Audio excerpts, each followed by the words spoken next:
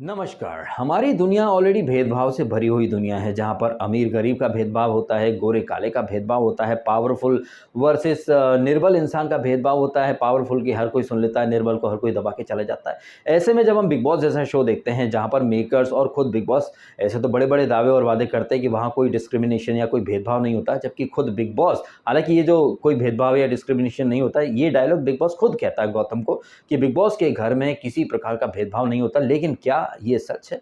I don't think so, because यहाँ big boss के घर में भर भर के भेदभाव होता है। और ये हम पीछे के सीजन्स में देख ही चुके हैं। किसी के लिए रूल अलग होते हैं, किसी के लिए कोई रूल अलग होते हैं। किसी को एक छोटे से पुश पर निकाल दिया जाता है, वहीं किसी को बैक टू बैक पुश करने के बावजूद ट्रॉफी तक पहुंचा दिया जाता है। तो ऐसे में ये बिग बॉस ने जो बातें करी थी ना कि वहाँ कोई भेदभाव नहीं होता, ये एक बहुत बड़ा वाला जोक था। अब यहाँ पर इतने तमाम बड़े बड़े भेदभावों के बीच में एक नए भेदभाव ने एंट्री मार ली है। और वो भेदभाव क्या है? लेवल वाला इंसान वर्सेस लेवल लेस इंसान, स्टैंडर्ड लेस इंसान वर्सेस स्टैंडर्ड वाला इंसान, गांव वाला इंसान वर्सेस शहर वाला इंसान, पढ़ा लिखा इंसान वर्सेस अनपढ़ गंवार इंसान। कितने सारे भेदभाव हमें यहाँ पर देखने को मिल गए। और भेदभाव के साथ साथ हमें कुछ कंटेस्टेंट का घनघोर दोगलापन तो हर एपिसोड में, और साथ ही कंटेस्टेंट काम की कितने कच्चे हैं और कितने बड़े वाले साइको हैं। और ये सौंदर्य जैसे इंसान जो कि डेंटिस्ट हैं और बड़ी बड़ी अंग्रेजी में ये लोग बातें करते रहते हैं, लेकिन एक्चुअली में ये कितने घनघोर लेवल के पढ़े लिखे गंवार हैं। इन सारी चीज़ों का न सिर्फ हमें दर्शन देखने को मिला है, बल्कि इन सारी चीज़ों से बहुत सारी चीज़ें सीखने को भी मिल गई हैं।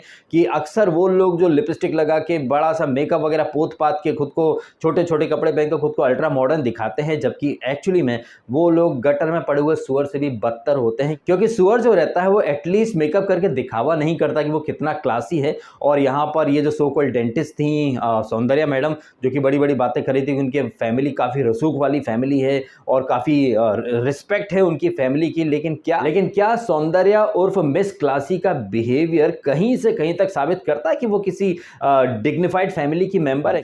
कहीं से कहीं तक सौंदर्या मैडम किसी रिस्पेक्टफुल फैमिली की मेंबर नहीं लगती। इनफैक्ट वो तो थर्ड क्लास लुक की कैरेक्टरलेस लगती है। एक टाइम पर तीन तीन लौंडों को वो डोला रही, कभी गौतम, कभी शालीन, एंड एपिसोड के एंड में एमसी स्टैन के साथ तो वो ओपनली बोल देती कि मुझे नहीं लग रहा है कि गौतम ऐसा है और वो शालीन तो ऐसा ही है, तुम मेरे को हक कर सकते थे, ये है वो है। अब क्या है कि सौंदर्या जो है ना, इसने अच्छे से देख लिया है कि एमसी स्टैन तो गले में ही करोड़ों की माला और अंगूठी वगैरह और उनके ऊपर नेल पॉलिश वगैरह डाल के घूमता रहता है, तो भाई गौतम और शालीन के साथ रहकर उसको क्या मिलेगा?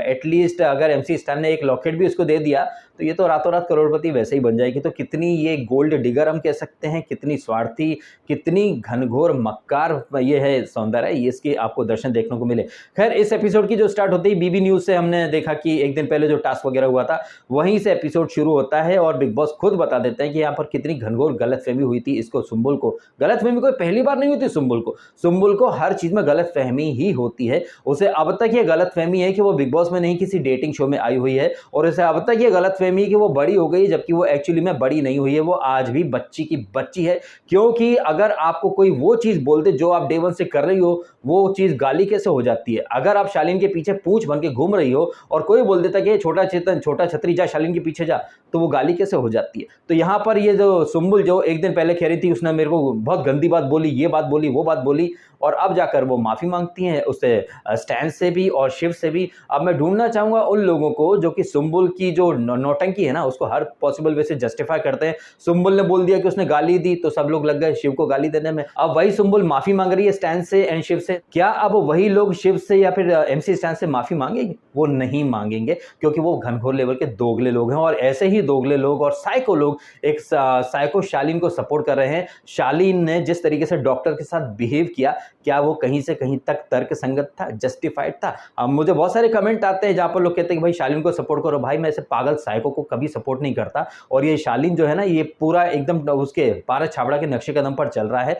पारस छाबड़ा भी अपने सीजन में वो आसिम को बोला करता था तेरा 250 का परफ्यूम, तेरी फटी हुई 250 की जीन्स। और शालीन भी यहाँ पर लोगों की औकात निकालता रहता है। ये शालीन कह रहा था ना कि वो 3 करोड़ की गाड़ी में घूमता है। मतलब क्या है, क्या ये शालीन है? डॉक्टर तो कंटेस्टेंट नहीं था ना, तू डॉक्टर है, तूने क्या किया है? मेरा इलाज कोई स्पेशलिस्ट कर सकता है, एमबीबीएस वाला नहीं कर सकता। You are not qualified enough. ये डॉक्टर से बात करने का तरीका होता है? जिस तरीके से शालीन ने डॉक्टर के साथ मिसबिहेव किया है, ये देखने के बावजूद अगर आपको शालीन सही लग रहा है, तो या तो भैया शालीन के प्यार में आप पागल हो चुके हो, या फिर आप भी शालीन की तरह एकदम साइकोपैथ हो। शालीन भनोट कितना बड़ा वाला दोगला और कैसा साइकोपैथ है, इसके ट्रेलर हमने कल भी देखे थे। हमने आज जिस तरह वो डॉक्टर के साथ मिसबिहेव कर रहा था, वहां पर भी आपने देख लिया। और साथ ही साथ अगर आपको नहीं यकीन हो तो दलजीत कौर के कुछ इंटरव्यूज या आर्टिकल्स वगैरह देख लीजिए, जहां दलजीत जो कि शालीन की एक्स वाइफ है और शालीन जो कि एक बच्चे के बाप हैं, कैसे कभी वो सौंदर्या कभी टीना के इर्द गिर्द मंडरा रहे हैं भंवरे की तरह। तो ऐसे कैरेक्टरलेस इंसान, ऐसे साइकोपैथ को भैया मैं कहीं से कहीं तक जस्टिफाई सपोर्ट नहीं कर सकता। शालीन भनोट मेरी गुड बुक से ऑलरेडी बाहर निकल चुका है एंड मुझसे एक्सपेक्ट मत कीजिएगा किसी भी तरह का कुछ अच्छा शब्द मैं शालीन भनोट के लिए इस्तेमाल करूं, बिकॉज जिस तरीके से उसने डॉक्टर के साथ मिसबिहेव करा और गलत होने के बावजूद वो बड़ी बड़ी डींगे हाँक रहा था कि यार क्या पागल समझती है लोग, मैं किसी लड़की को पुश करूंगा। अच्छा, तू एक लड़की को न सिर्फ पुश कर सकता है बल्कि उसका गला भी दबा सकता है, और ये खुलासे किसी और ने नहीं, तेरी एक्स वाइफ नहीं किए। कैसे ये शालीन भनोट दलजीत को न सिर्फ मारता था बल्कि गला भी दबाने की कई बार कोशिश करी और दलजीत के फादर के सामने ही उसको धक्का देकर के गिरा दिया। तो शालीन किसी भी हद तक जा सकता है because he is a psychopath, और अपने पॉइंट को प्रूव करने के लिए वो एक डॉक्टर तक को ह्यूमिलेट कर सकता है या फिर डॉक्टर को भी धमकी दे सकता है। तो ऐसे पागल और ऐसे साइकोपैथ से भैया अपन तो दूरी बना करके चलते। खैर, यहां पर ये जो कल रात की जो आर्ग्यूमेंट वगैरह हो रही थी, इसके बाद शालीन के सपोर्ट में बैठी वो सौंदर्या, इसने एक दिन पहले अर्चना को पता नहीं कितना कितना सुनाया, और ये सौंदर्या खुद को अल्फा फीमेल बोलती हैं। इस सौंदर्या ने शिव ठाकरे के ऊपर पता नहीं कैसे कैसे एलिगेशन लगाती थी कि इसने मेरे से तू तड़क कैसे करा, या फिर तुझे शर्म आती है क्या, इस तरह की बातें कैसे कर दी। तो उस समय ये फेक फेमिनिज्म दिखा रही थी अपना। एक फेमिनिस्ट कौन होता है? जो कि लड़कियों के अधिकार की आवाज उठाए, ना कि लड़कियों पर जो लोग हाथ उठा रहे हैं या फिर पुश कर रहे हैं उन्हें जस्टिफाई करे। तो यहां पर ये सो कॉल्ड अल्फा फीमेल शालीन के सस्ते सपोर्ट में कूद पड़ी थी और यहां पर इतनी अंग्रेजी में बचर बचर कर रही थी। हालांकि इसको करारा जवाब दे रही थी अर्चना शो के लिए काफी इंटरेस्टिंग कैरेक्टर है, मैंने ये कल कहा था, मैंने शालीन के लिए भी कहा था, लेकिन शालीन बहुत साइकोपैथ बनता जा रहा है। तो अर्चना यहां पर बराबर जवाब दे रही थी इसको कि अगर मेरे को दोबारा ऐसे किया ना, लाफा मार के फेंक दूंगी, साले तेरे को बाहर माड़ा में घूमता रहता है, बेरोजगार नल्ले माइथोलॉजिकल विलन, माड़ा में घुमाता रहता है अपनी वो 3 करोड़ की कार की, कोई काम दे दे। और ये सौंदर्य इतनी सस्ती वकील बनी फिर रही थी और किस टोन में ये बात करती है। एक दिन पहले भी बड़ी ये बात कर रही थी ना कि big boss open the door, इसको जाना है। आई विश बिग बॉस ने डोर ओपन कर दिया होता। खैर, बिग बॉस ने अभी नहीं किया तो शायद वीकेंड पर सलमान इसको अच्छा खासा बैश करें, ये मैं चाहता हूं, लेकिन शायद सलमान खान बोलेंगे नहीं Chirugaru, I heard that Godfather is doing really good, congrats, god bless you. उम्र कब तक आ जा, नहीं उम्र पे नहीं जाते, अपन को भी उस उम्र में आना ही है ना आगे चल के। तो यहाँ सौंदर्या को बिग बॉस ने भी टोका कि भाई अंग्रेजी में बात मत करो, लेकिन इसके बावजूद वो आई थिंक 5 या 7 मिनट तक अंग्रेजी में ही बचर बचर करती रही। अर्चना का पॉइंट यहाँ पर काफी वैलिड था और गौरी का पॉइंट भी अगले दिन काफी वैलिड था कि ये लोग अंग्रेजी में बात करते हैं तो क्या मतलब ये क्लासी हो जाते हैं, तो क्या ये संस्कारशील हो जाते हैं, तो क्या मतलब इन्हें हर चीज का अधिकार मिल जाता है। ये सौंदर्या जो बड़ी बात कर रही थी कि वो रिस्पेक्टेड फैमिली से बिलोंग करती है, बिग बॉस खुद कह रहा था कि हिंदी में बात करो, अंग्रेजी में बात मत करो, लेकिन ये मैडम उस समय अंग्रेजी में ही बात कर रही थी। इनका कोई लेना देना था नहीं, खाम में शालीन के सस्ते सपोर्ट में कूद कर ये फुटेज लेना चाहती थी और कुछ नहीं।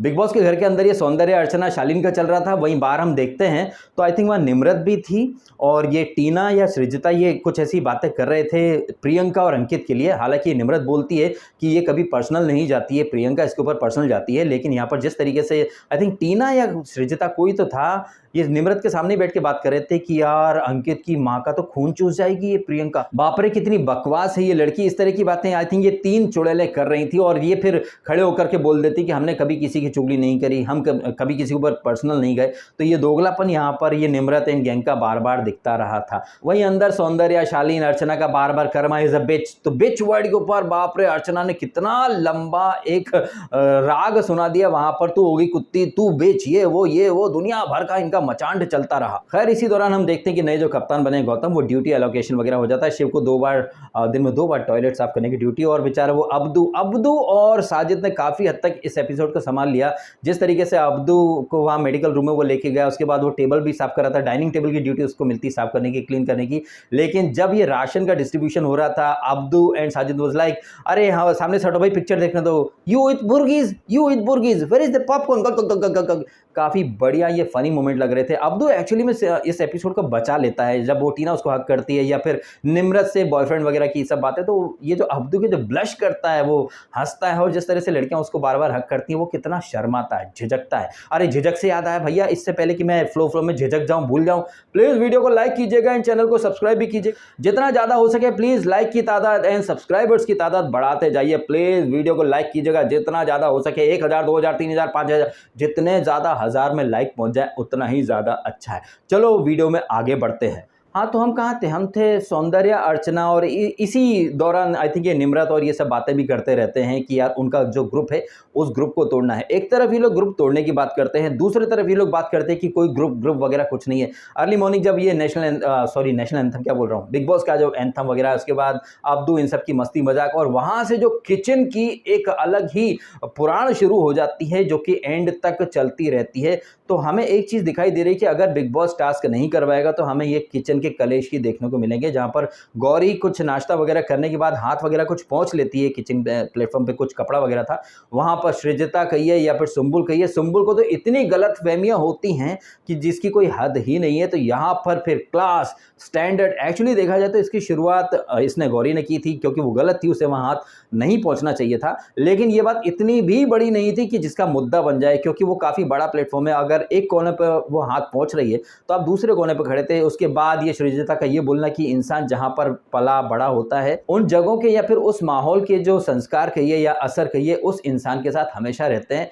तो क्या ये चीज़ हम शालीन के ऊपर कह सकते हैं? जिस तरह से वो धक्का देता है, जिस तरह से उसने डॉक्टर के साथ बिहेव करा, या जिस तरीके से ये सुम्बुल अक्सर शालीन के पीछे-पीछे घूमती रहती है, क्या यहाँ पर ये संस्कार, अपब्रिंगिंग, जिस माहौल में आप पले बड़े हो, ये उन पर लागू होगा, टीना पर लागू होगा या नहीं होगा, जो कि छिछोरपंती की सारी हदें पार कर रही है? या सौंदर्या जो एक साथ 3-3 लड़कों का काट रही है, क्या उनके ऊपर ये परिवेश, अपब्रिंगिंग, ये बातें जाएँगी? नहीं, वहाँ नहीं जाएँगी। ये बातें एमसी स्टैंड पे जाएँगी या फिर गौरी नगौरी पर जाएँगी, बिकॉज़ वो थोड़ा-सा ग्रामीण एरिया से आते हैं। और आप लोग क्या कि अंग्रेजी में बचर-बचर करते रहते हो, अंग्रेजी में आप बोल रहे हो तो आप सुपर कूल हो भाई साहब। हिंदी में, और ये बात कई बार मैं हाईलाइट कर चुका हूँ कि हिंदी में अगर आप एक गाली दे दोगे, अब्यूसिव वर्ड बोल दोगे, तो भाई तू गँवार है, तू घर क्या मतलब समाज में रहने लायक नहीं है। बट अंग्रेजी में fuck you man, fuck you, what the fuck man, ये आपको मतलब अल्ट्रा मॉडर्न बना देता है। तो यहाँ पर एक प्रचंड लेवल का दोगलापन था, जहाँ पर ये सुम्बुल ने फिर से 50 रुपए लेकर के ओवर एक्टिंग कर दी। और उसके बाद गौतम आता है और गौतम इधर गौरी को समझा रहा है। गौरी ने भी हालांकि काफ़ी गलत किया था। उसके बाद एमसी स्टैन की भी एंट्री हो जाती है, उधर टीना की भी एंट्री हो जाती है। भाई इधर से वार, उधर से पलटवार, यही चलता रहता है। फिर सुम्बुल का बाहर जाना, बाहर जाकर के रोना, जबकि वीकेंड पर क्या बोली थी, उसके रोने का कोटा पूरा हो चुका है, अभी वो रोएगा नहीं, अभी वो रुलाएगा सबको। लेकिन हर एपिसोड में मैडम रोती ही रहती हैं। उन्हें शालीन भी समझाता है, टीना भी समझाती है। इधर से किचन का पंगा खत्म होता है तो एपिसोड के एंड में दूसरा किचन का पंगा शुरू हो जाता है, जहां पर सब्जी के ऊपर या फिर वो अर्चना चाय बनाती है।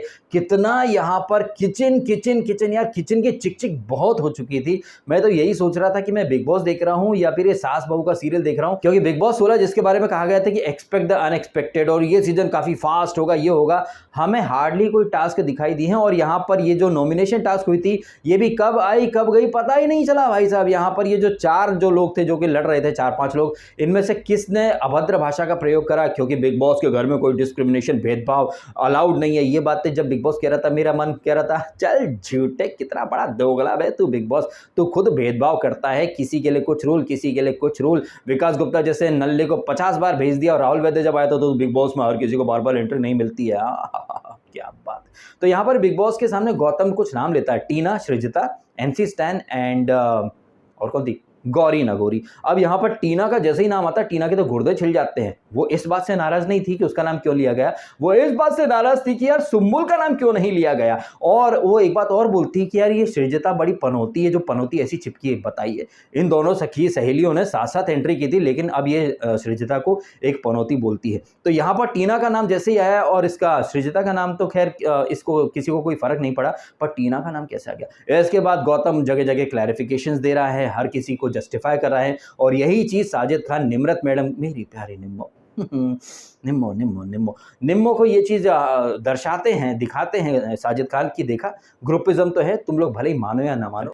अरे साजिद द फारा खान के ब्रदर, तुम किसको बोल रहे हो कि ग्रुपिज्म है? ये निम्मो को क्या पता नहीं क्या, दूध पीती बच्ची थोड़ी मेरी निम्मो दूध पीती बच्ची कभी नहीं हो सकती भाई साहब, कभी नहीं। वो बहुत सयानी है, बहुत शानी है। वो निम्मो कहिए या प्रियंका कहिए, दोनों अपने अपने किरदार को बखूबी निभा रहे हैं। एक नेगेटिव, एक पॉजिटिव, यही क्लैश इनका चलता रहेगा। और ये जो कलर्स की जो स्क्रिप्ट है, हमें बस इसको समझना है। बाकी जो फ्लो के अकॉर्डिंग जैसी चीज़ें जा रही हैं वो तो हम देख ही रहे हैं, लेकिन इस चीज़ को भी आप इग्नोर नहीं कर सकते कि एक नेगेटिव कलर स्पेस, एक पॉजिटिव कलर स्पेस, इनका क्लैश आपस में होता रहेगा और ये चीज़ हमें और आपको बार बार देखने को मिलती रहेगी। जैसे कि अभी हमने संडे के एपिसोड में देखा था, वो शेखर सुमन वाला सेगमेंट बिग बुलेटिन, वहाँ पर निम्रत वर्सेस प्रियंका, एंड कल फिर निम्रत वर्सेस प्रियंका हम देखेंगे, जहाँ पर अब्दू के साथ कुछ रील्स बनाने का कंपटीशन। बताइए भाई साहब, क्या दिन आ गए ना बिग बॉस के, कैसी कैसी टास्क करवा रहे हैं। पिछले हफ्ते भी वो रील का, वो टिकटॉक का मुजरा, और कल भी ये इसका निम्रत वर्सेस प्रियंका बना और रील का मुजरा। ये है level of expect the unexpected. भाई साहब यहाँ सब कुछ एक्सपेक्टेड ही चल रहा है। कलर्स के दो फेसेस में से किसी एक को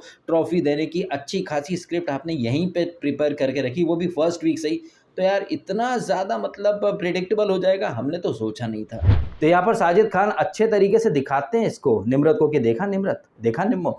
ये गौतम जो है वो टीना को जस्टिफाई कर रहा है, सृजिता को जस्टिफाई कर रहा है कि मैंने तुम्हारा नाम क्यों लिया, लेकिन क्या एक बार भी गौरी नगोरिया MC स्टैन के पास गया समझाने? तो यहाँ पर भेदभाव है, क्लियर भेदभाव है। यहाँ एक चीज़ तो क्लियर है कि ज़बरदस्त लेवल का भेदभाव है वहाँ पर, और एक पर्टिकुलर ग्रुप के लिए सॉफ्ट कॉर्नर है। और हमने देखा है जब ये निम्रत जो कैप्टन थी उस टाइम पर किचन में क्या हो रहा है, कितनी रोटियाँ, क्या कुछ ज़्यादा किसी को फ़र्क नहीं पड़ता था, लेकिन यहाँ पर गौतम हर चीज़ में इन्वॉल्व हो रहा है। और जब वो गौरी नगौरी दोबारा से सब्जी मांगती है तो सब आके दिखाने लगते हैं और सब चढ़ने लगते हैं। और कुछ मेडिकल कंडीशंस की भी बातें होती हैं, जहाँ पर ये सुम्बुल एकदम से सबको चुप करा देती है, बिकॉज शालीन की मेडिकल कंडीशन की जब बात होती है ना, जब ये लोग कह रहे थे कि साजिद खान पहले खाने आते हैं मेडिकल कंडीशन का हवाला दे करके, फिर उनके साथ सब आ जाते हैं, बाकियों के लिए कुछ बचता नहीं है।